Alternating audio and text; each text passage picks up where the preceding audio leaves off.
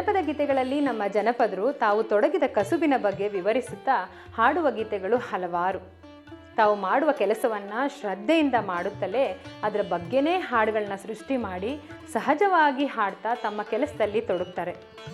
ರೈತರ ಜೀವನವನ್ನು ಚಿತ್ರಿಸುವ ಹಲವಾರು ಹಾಡುಗಳು ಮತ್ತು ಕಥೆಗಳು ನಮ್ಮ ಜನಪದ ಸಾಹಿತ್ಯದಲ್ಲಿ ಸಿಗ್ತವೆ. ಕೃಷಿ ಬೇಸಾಯ ಮಾಡುವ ಈ ಅನ್ನದಾತರು ಶ್ರಮಿಕ ಜೀವಿಗಳು. ಬಿಸಿಲೇ ಇರಲಿ ಮಳೆಯೇ ಬರಲಿ ರೈತರ ಕೆಲಸಕ್ಕೆ ಬಿಡುವಿಲ್ಲ. ಹಗಲಿರುಳು ದುಡಿದು ಬೆಳೆಗಾಗಿ ಸದಾ ನಿರತರಾಗಿರ್ತಾರೆ. ಸೂರ್ಯೋದಯದ ಮುಂಚೆನೇ ಪ್ರಾರಂಭವಾಗುವ ಅವ್ರ ಕೆಲಸ ಸೂರ್ಯಾಸ್ತದ ನಂತರವೂ ನಡೆದೇ ಇರುತ್ತೆ.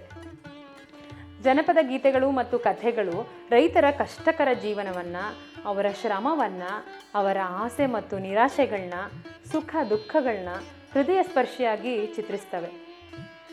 ಶ್ರಮಜೀವಿಯಾದ ನಮ್ಮ ಕೃಷಿಕನ ಜೀವನದ ಇಣುಕು ನೋಟ ಸಿಗುವ ಒಂದು ಜನಪದ ಗೀತೆ ಬೆಳ್ಳಾನೆ ಎರಡೆತ್ತು ಬೆಳ್ಳಿಯ ಬಾರ್ಗೋಲು. ಒಬ್ಬ ರೈತನ ಕನಸು ಮತ್ತು ಆಶಯಗಳು ಈ ಜನಪದ ಗೀತೆಯಲ್ಲಿ ವ್ಯಕ್ತವಾಗ್ತವೆ. ಅವನ 2 ಎತ್ತುಗಳ ಜೊತೆಗೆ ಸೆಡ್ಡೆಯನ್ನು ಹಿಡಿದುಕೊಂಡು ಬಂಗಾರವನ್ನೇ ಬಿತ್ತುತ್ತೇನೆ ಎನ್ನುವ ಆಶಯ.